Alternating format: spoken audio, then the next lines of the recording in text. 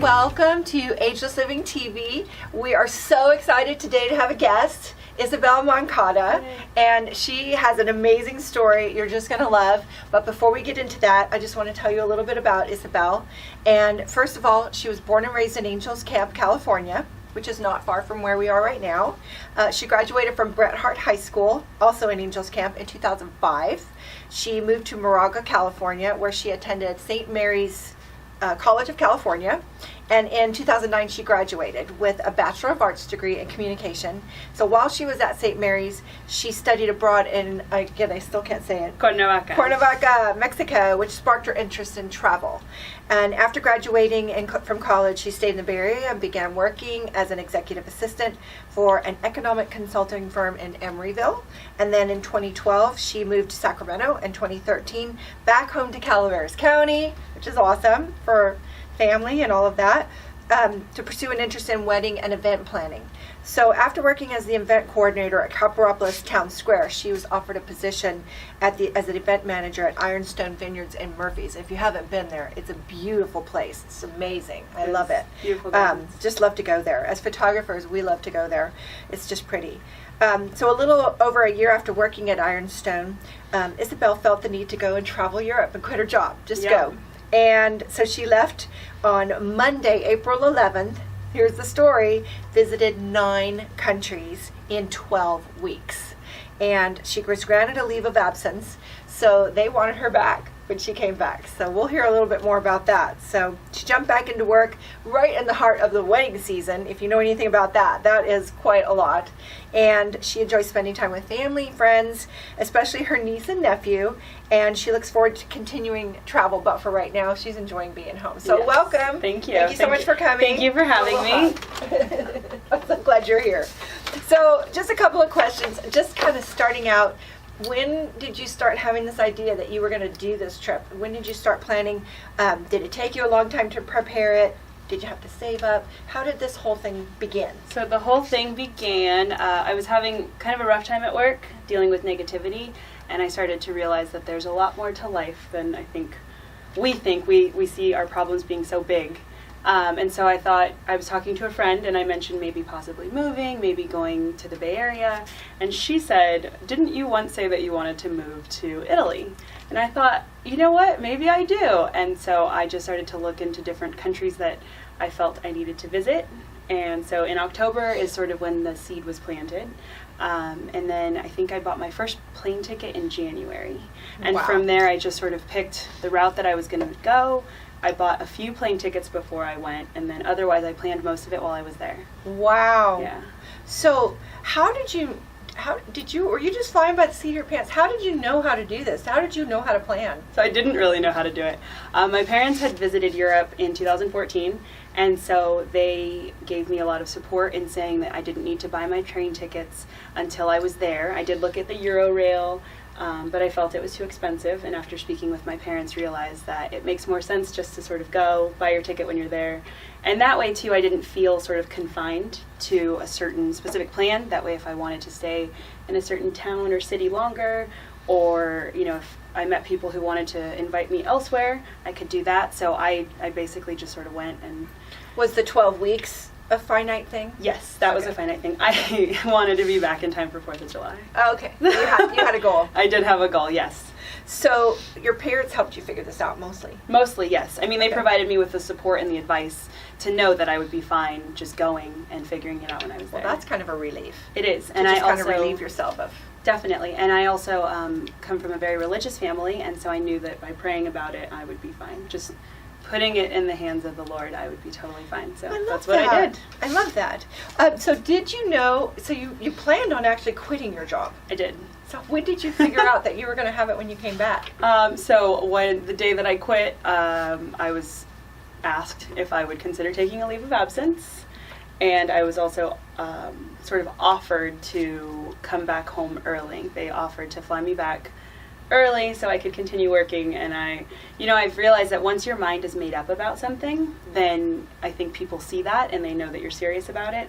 And so I thanked them for offering me a leave of absence and for offering to bring me back home earlier, but that I was going to take those 12 weeks whether they liked it or not, and that's what I did. And they said okay. Took you back. Yeah. Wow. Well, I mean, when you have somebody good, it's not worth trying to find somebody just as good. That's true. So, I mean, I get that. I consider it a compliment for sure. Totally. I mean, that has to make you feel great about your job. Oh, definitely.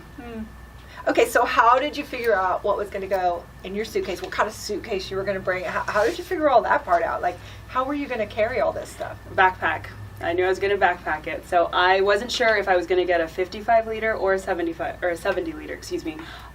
Thanks to friends who had recently traveled to Europe, I knew what brand of backpack I was going to get, which was an Osprey, but I didn't know what size. And so finally, I thought after 12 weeks that 70 liters would be plenty.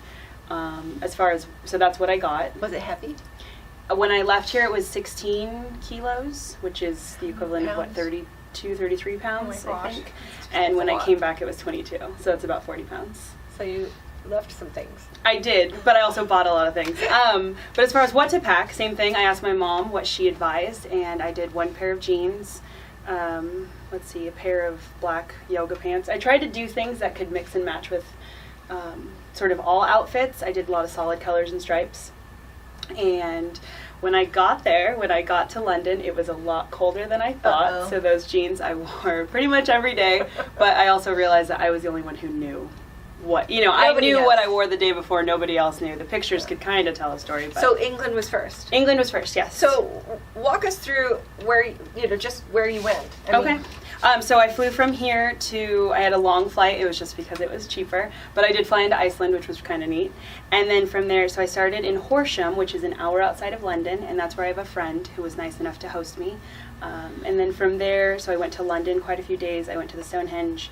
I went to Brighton, which is right on the coast. And then from there, I flew to Ireland, and I went to Galway and then Dublin. I prefer Galway over Dublin because it's a lot more unique and sort of that traditional Irish feel. From there, I flew to Amsterdam, and I was there for about a week. I was there for King's Day, which I thought was most important. That's a national holiday. And then I went to Kokenhof, which is where all the flowers are. So I was lucky enough to be there at a time when a lot of people purposely travel to Europe. Then from there, I went to Geneva in Switzerland, and then Brienz, and I then started the train travel, which was all throughout. So as you're doing this, are you knowing where you're going next? Not entirely. So that first part, those first 4 countries, I knew where I was going to. I knew Switzerland, I would only be there at the most a week because it's so expensive. I wound up only being there for, I think it was like 5 nights. And then I wanted to stay in Italy the longest. I knew that leaving here, and so I was there for about 4 weeks. Oh, wow. And that's awesome. Yeah, so I started at the top. I went to Lake Como first, and I wanted to go there because George Clooney has a house there. Did you see him? I didn't, but I saw the house.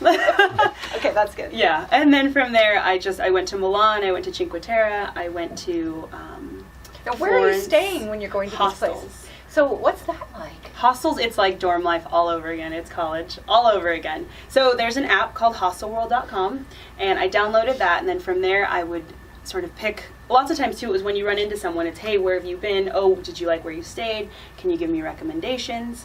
I also sort of had a budget. I knew I didn't want to spend too much money, but I wanted to spend enough to where it would be clean and nice.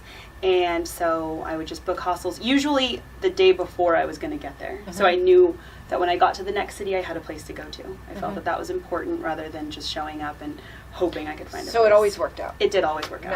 Nice. Okay. Yeah, and from Cinque Terre to Florence, I had 2 roommates. There was a mother and son who were there from Argentina, and they actually offered me a ride to Florence. Oh, so nice. I was like, okay, sure, why not? This should be a movie. Yeah, it was, I was given advice on my flight from San Francisco to Seattle from a woman who had lived in Switzerland, and she told me, have fun.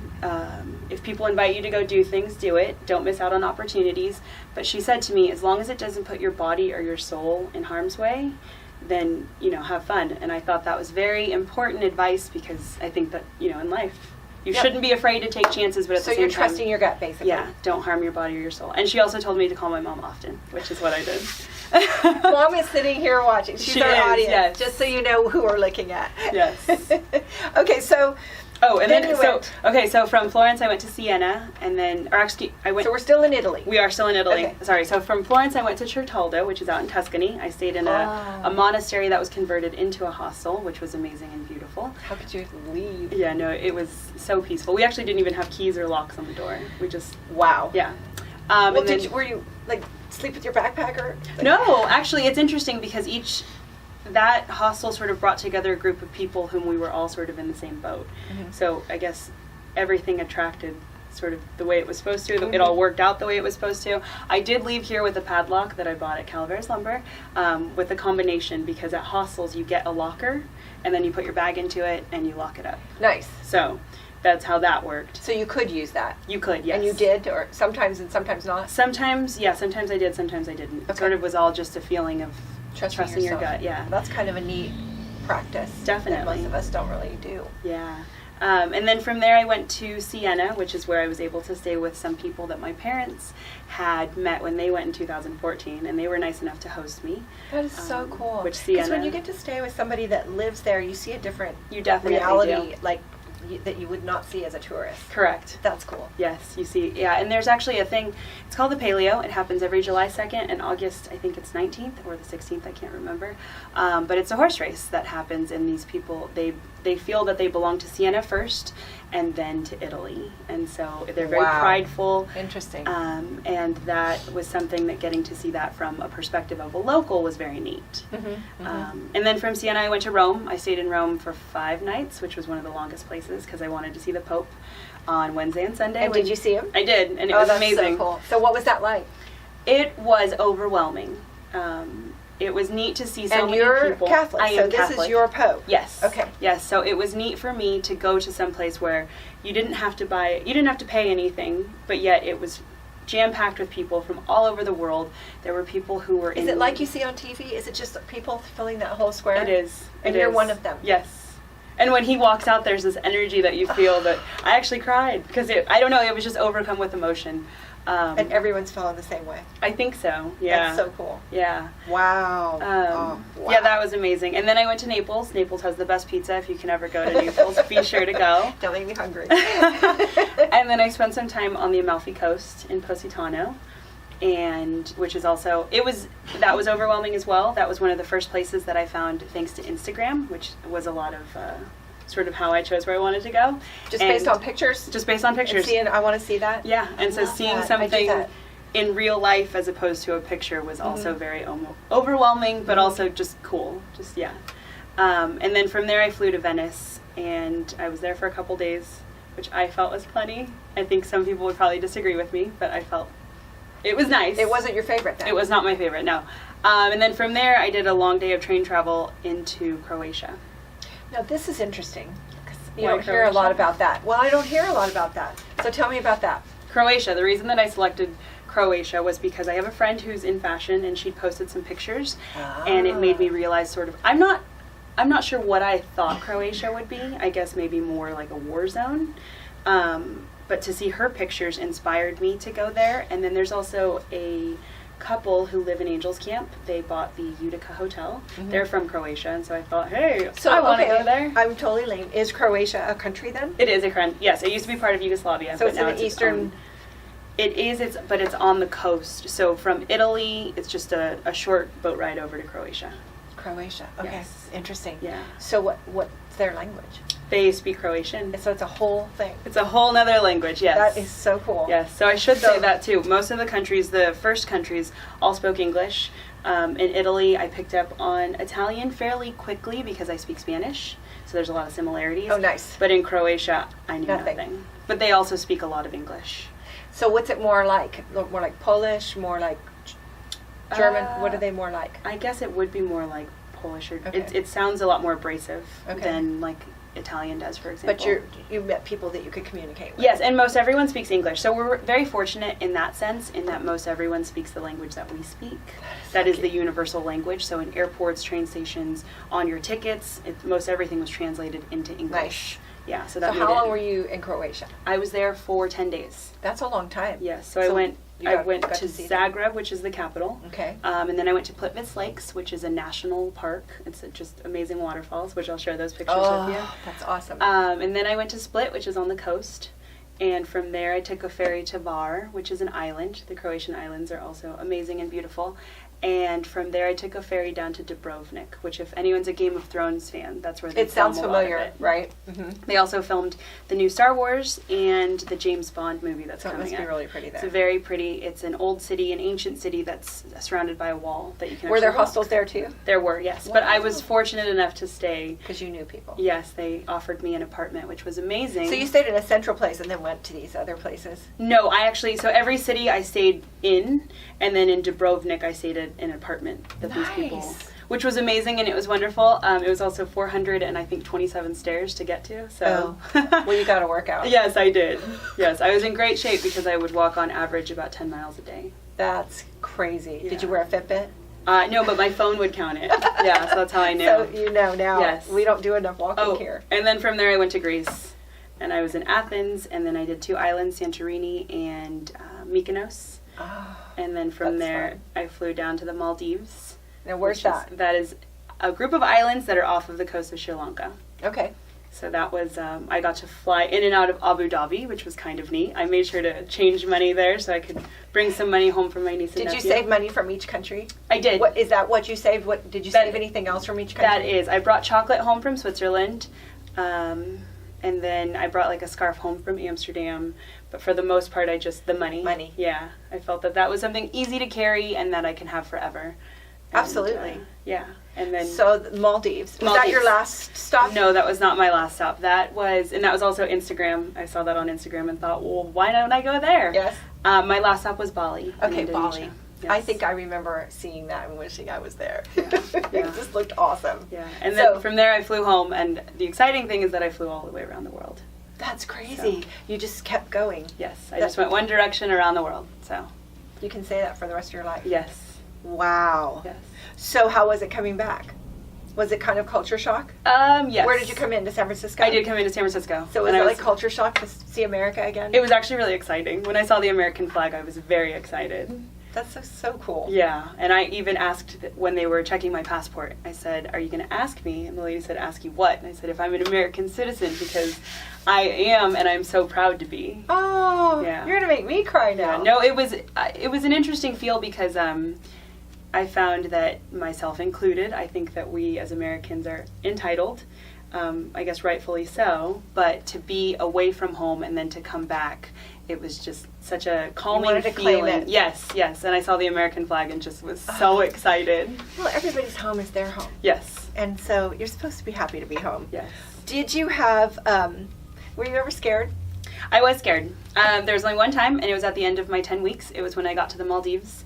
I should have done a little bit more research in finding out that the Maldives is a Muslim country. And so Orlando happened about a week before I went to the Maldives, and sort of reading the negative connotations that were tied with Muslim had gotten into my head.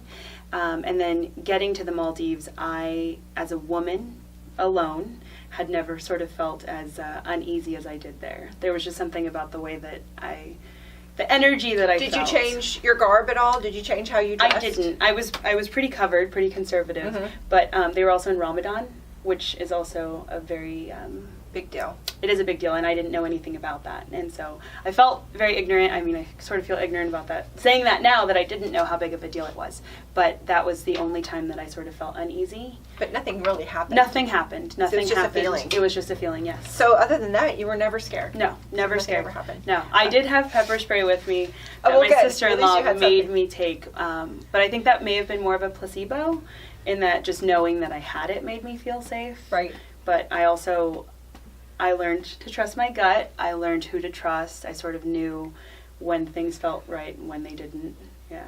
That's cool. I mean, you'll always felt that confidence in Definitely. yourself. So, traveling alone, do you think that was it had good and bad parts? What's the good and what's the bad? I don't know that I would say there's any bad. I think that it was very freeing. It allowed me the opportunity to do whatever I wanted. Mm-hmm. I sort of had a rule in that I would just fly by the seat of my pants. Every morning I would decide where I was going to go, what I was going to do. For example, when I went to Florence, I decided that I was going to go see the Statue of David. I spent 25 minutes in line getting into the museum, and then I thought, you know what? I'm going to sit here for 25 minutes and just enjoy this sculpture. And time. yeah, and I didn't have to say to anyone, hey, do you want to do this today? You know, will you sit here with me for 25 minutes? I could just do whatever I want. Now you're spoiled. You won't want to travel with anyone. No, it's probably You'll be like, no, we're doing what I want. I also was able to meet a lot of people that I don't think I would have met had I have been traveling with someone else. I also feel like it made me more accepting of people, because when I would meet someone, I would just take them for who they were. And lots of times I enjoyed being by myself during the day. It was in the evening when it was dinner time that I wanted to sort of, go to talk. And so I found that there were people that I would meet that perhaps had I been with someone else, I would not have gone to dinner with them, but because I was so alone. True. You would have spent a lot more time with whoever you were with. Exactly. That's a good point. It sort of gives you the ability to be whoever you want. You could tell someone that you were a beekeeper, and people are going to believe that because they don't know they don't know. Each time you can be something different each time you stop. So let's just say that someone's watching and they're thinking of traveling by themselves, another woman. Do you think that your age, which is young to me, is younger? Do you mind sharing? 29. She's 29. So maybe a 29-year-old is more brave than a 49 or a 59 or a 69. I don't think so. What do you think about that? I think that if you want to do something, you should do it. That's part of why I did it. I felt that I wasn't going to wait on someone else to say, yeah, I'll take that trip with you. It was more, you know what, if I want to do something, I'm going to do it. You are in charge of your own happiness, so if you're contemplating going to do something like this, don't contemplate it. Just do it. No, have faith that everything is going to be fine. You will be fine, and you will look back on it and think that was the best, most amazing thing I could have ever done. So don't question it. Just Great go. advice. Great advice. Yes. Did you have a favorite place? Is that too hard of a question? No, Siena was my most favorite place. Now why? I think it was because I stayed with the people whom my parents had met, and they took me in as though I was their child. So that part goes along with my next one, which is your favorite moment. My favorite moment with them was they took me to Folonica, which is on the coast, and they took me to this restaurant, and I'm not even a big seafood fan. I don't even really like seafood, to be honest. But they took me to this restaurant that had this layout of just this gorgeous, so beautiful, so colorful, and I thought, you know what? Let's see what I can get. And so I was sitting there eating with them, and they were pouring me some wine, and it just hit me. This is one of those moments that I'm never going to forget. This is one of those meals that I'm never going to forget. They are people whom I will never forget. And they just the way that they took me in, I couldn't believe that someone who was such a stranger would take me in so much. Yes. And when I left Siena, I actually cried when I said goodbye to Alberto. New family. Yes. He hugged me and said bon voyage, and I just started crying on the train. Yeah. So you'll have that forever. Yes. You'll be pen pals. I should say that Croatia was also my favorite country. Siena was my favorite place. Would you say, I was going to say, what is your biggest surprise? Was Croatia. Croatia your biggest surprise? Yeah, I didn't think it would be as beautiful as it was. And it was beautiful. Yes. In and a the people are naturey way? amazing. I'm sorry, what? In a naturey way, or yes, or buildings, or just all of it. All of it together was there. Every city had sort of this amazing architecture. The buildings were so vintage, I guess you could say. There was tile that was just. It was just so beautiful, so clean, so pristine. That is awesome. That is awesome. So, what's your biggest disappointment? You know, I didn't have a disappointment. I changed my attitude when I went, and I told myself that I was going to be open to experience whatever I was supposed to experience. So you didn't have like a big expectation. No, because I thought it happen. Yes, and one of the examples of that. That's like a life. That would be a great life metaphor. It is, right? Yeah, and I think because of that, I just had such a great time, and it's difficult to pick a favorite place. But an example is that I took a wrong train in Switzerland, and I was on the train, they came to check my ticket, and the lady said, "Where are you going?" And I told her Brienne's, and she said, "You're on the wrong train." Oh. And for a minute I thought, I can't believe I did this, how am I going to get back?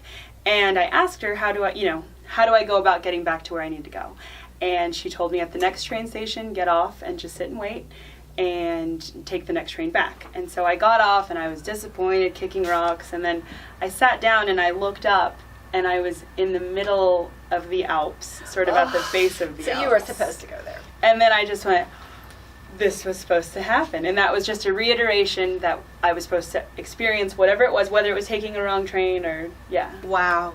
That's to me another life metaphor. Yeah, I think right when you there. change your mindset to be open to whatever you're supposed to, if you're going to a party and you say, I'm going to have fun at this party no matter what happens, you walk out having fun. Yep. Yeah. Yep, absolutely. I loved following your trip on Facebook Oh, because that good. was my main medium, although I'm on others. So social media wise, how did you get online each day? Was that hard to get on social media, and which platforms? How did you post it also on a blog? We'll talk about that in a second. Okay. So how were you able to do that everywhere you went? Was there internet everywhere? There is internet everywhere. So everywhere in Europe, it was super easy to find Wi-Fi. Every restaurant, Did you every have to coffee pay? shop. No. Everywhere it was free. I mean, lots of times if you had to eat, you had to consume something at the restaurant in order to use their Wi-Fi. But I actually did not get an international plan on my phone. Nice. I purposely put it on airplane mode, and then I just connected to Wi-Fi everywhere I went. That saved a ton. It did. And I also used WhatsApp, which is an app that you can use to text and call internationally for free. Spell it's that? Wi-Fi. It's WHATSAPP. So WhatsApp. Okay. That was free, and that's actually how I still communicate with a lot of the people that I met internationally. You can talk to them? Mm-hmm. Yeah, Wow. I would call home a lot of times On through that. that. Yeah, And didn't cost anything? nothing, free, just Wi-Fi. Wow. Yeah. Wow. I need to make some European friends I could call. There you go. And then I would post to Instagram, which I connected to Facebook. I told my mom before I left that I would try and post as frequently as possible, which was usually once a day.